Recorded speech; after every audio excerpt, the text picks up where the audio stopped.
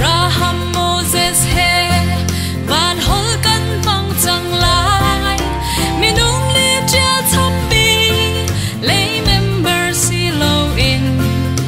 pathian thiên lung chung a thì sen chia kan si chang van chung member kan si van nun ngày tu kan si e ham chia mi mo kan si free he ding in nun na song chung a min chia mi via te chu pathian in chung khara member ting kan si chang kan boy pa Giêsu ni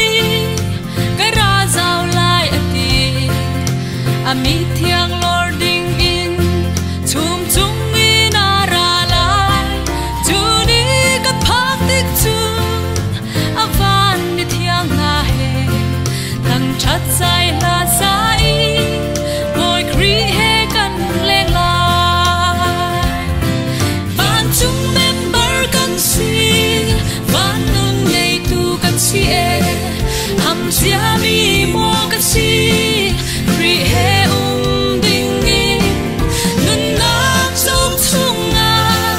min chia mi via te chu pathian in chung khara member ting kan si chang Abraham pathian chu ka pathian araksi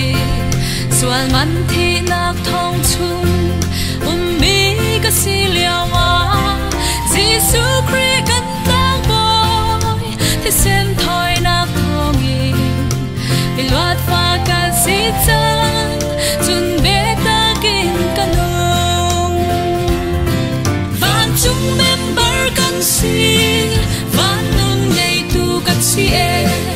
ham sia mi mo kan si free he ding in nun na song chung a min chia mi via te chu pathian in chung khara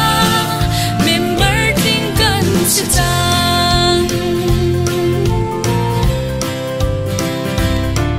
Giêsu tu ka nun na